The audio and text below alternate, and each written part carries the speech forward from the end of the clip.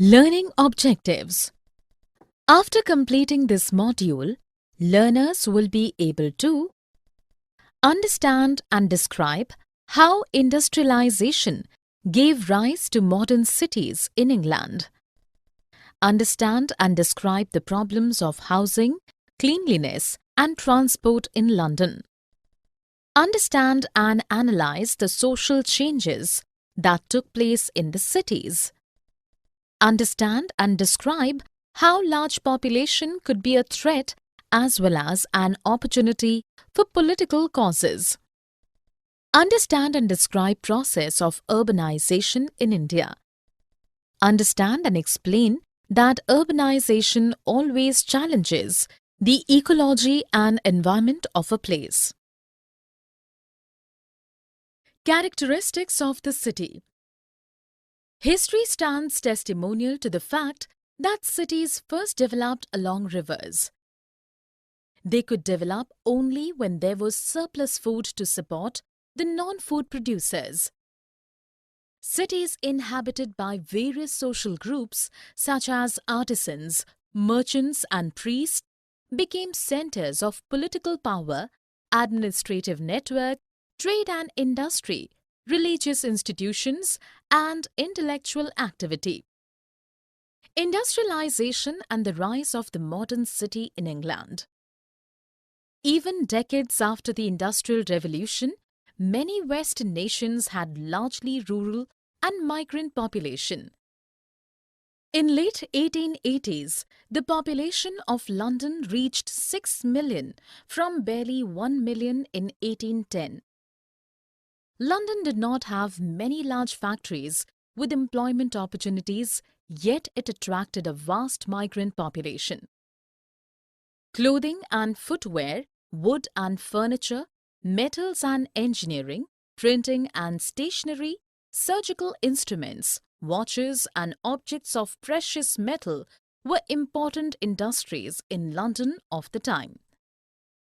Number of factories increased in London only after the First World War. Marginal groups. As London expanded in size, so did crime in the city. The government was vigilant of the population of the criminals and imposed high penalties to discipline them. Jobs were also offered to the poor to prevent them from indulging in criminal activities. In mid-18th century, migrant women mostly worked as domestic servants. This profile changed in 20th century when more and more women got employed in wartime industries.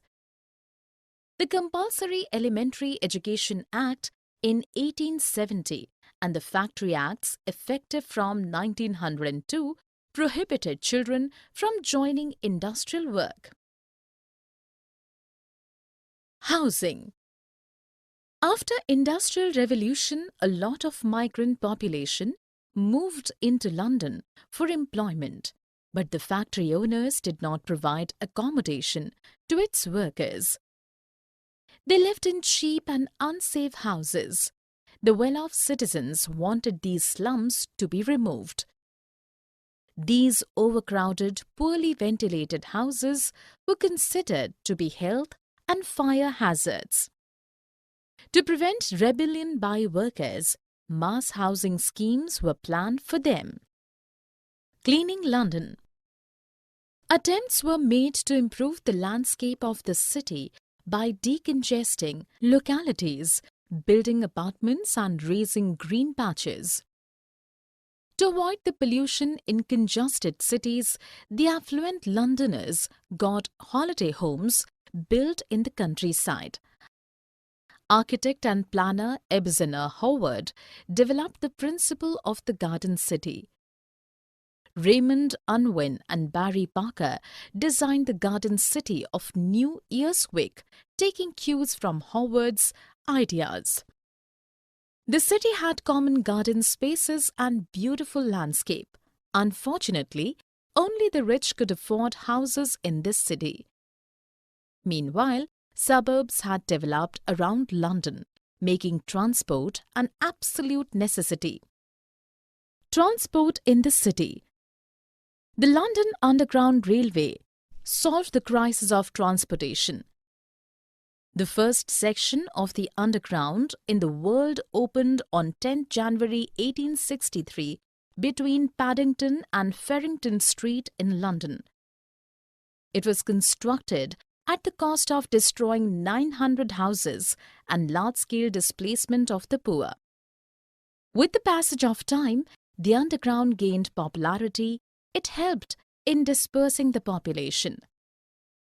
As a result, meticulously planned suburbs came up.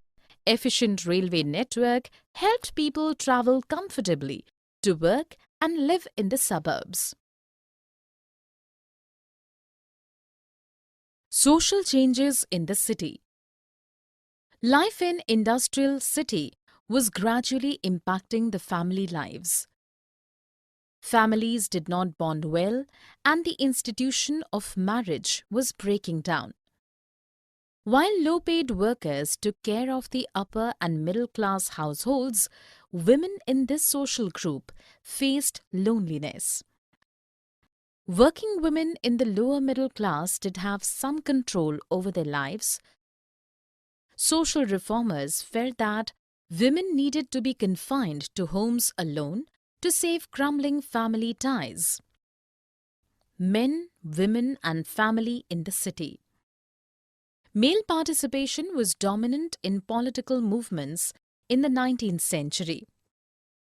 Women who lost their industrial jobs were forced to stay at home. Women did step out of home much later to participate in political movements, demanding voting rights and a right to property. The urban families at this time were shrinking in size. Families were now being focused by the newly emerging market for goods and services. Leisure and consumption. The elite entertained themselves with opera, theatre and classical music performances. The government also established libraries, museums and art galleries to acquaint people with their achievements and history. The British industrial workers also spent time by the sea to benefit from the sun and breeze. Politics in the city. In the bone-chilling winters of 1886 and 1887, the poor rose in rebellion demanding relief from abject poverty. In 1889, the London dock workers went on strike for 12 days at a stretch to earn recognition for their union. These events suggest that large masses could be mobilized for political causes. Hence, large population could be a threat as well as an opportunity.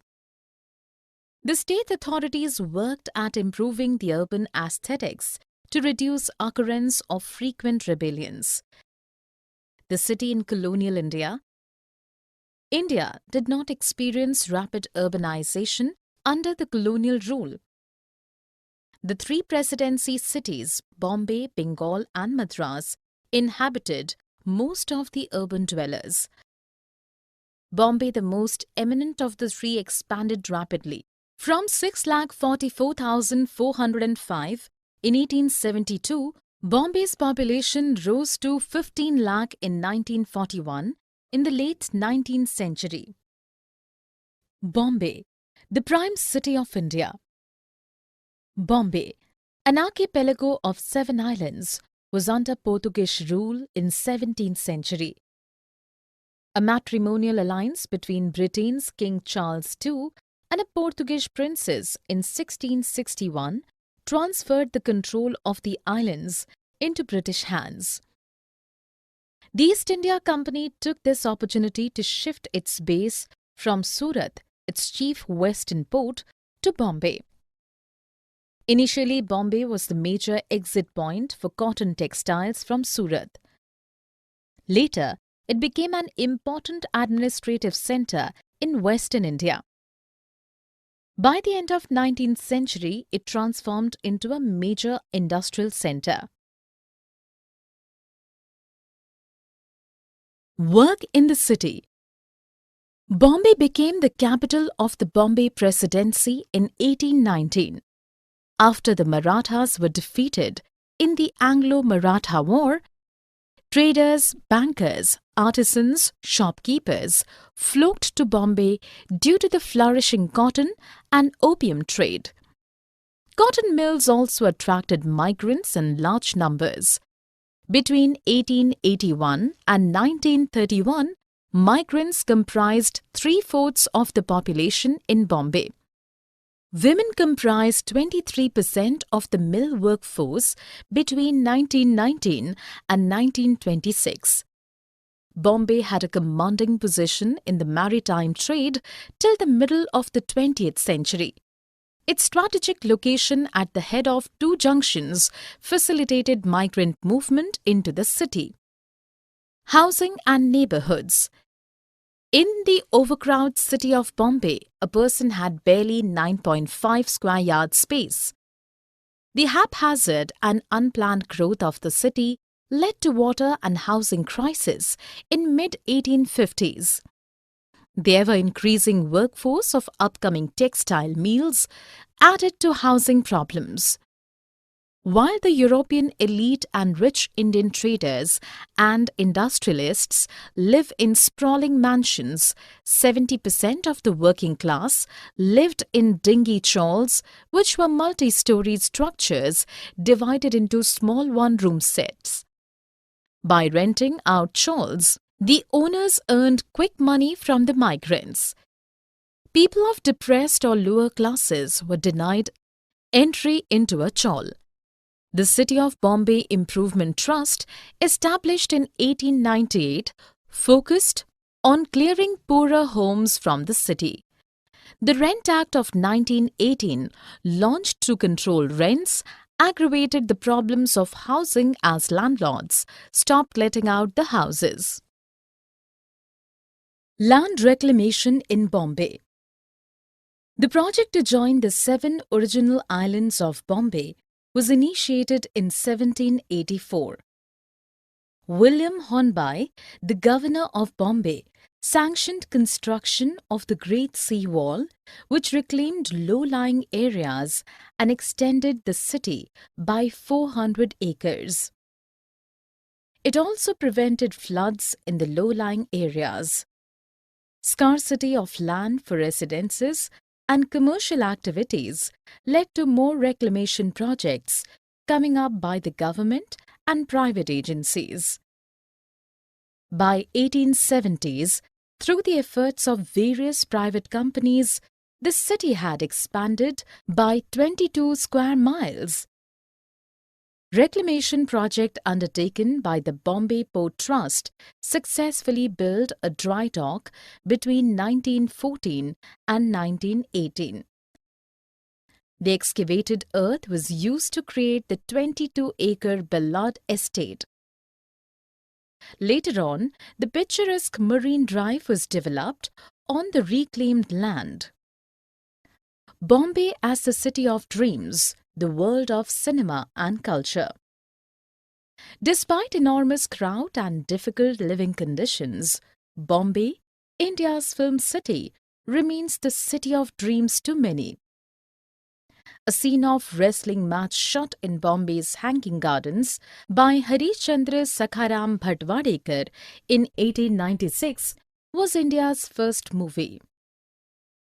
Dada Saheb Phalke made Raja Harishchandra in 1913. By 1925, Bombay had acquired the status of the film city of India. The Bombay film industry had migrants from many cities like Lahore, Calcutta, Madras, etc. Many famous writers like Ismat Chugtai and Saadat Hasan Manto also contributed to the Hindi cinema.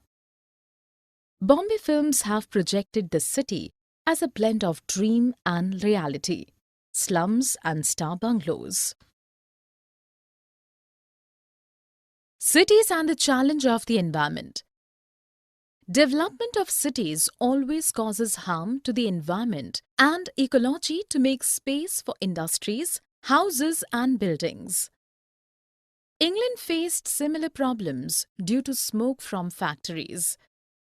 Derby, Leeds and Manchester had laws to control smoke in the city by 1840s. The laws did not help much, firstly because measuring or monitoring smoke was not easy. Secondly, factory owners and steam engine owners were reluctant to invest in technologies that prevented incessant flow of smoke. The Smoke Abatement Act of 1847 and 1853 could not prevent smoke emission or clear the air. Calcutta is also known for air pollution. Since it is built on marshy land, the fog combines with smoke resulting in the black smog. Air pollution was also caused by the usage of dung and wood as fuel. But industries and establishments using steam engines run on coal contributed much more to air pollution.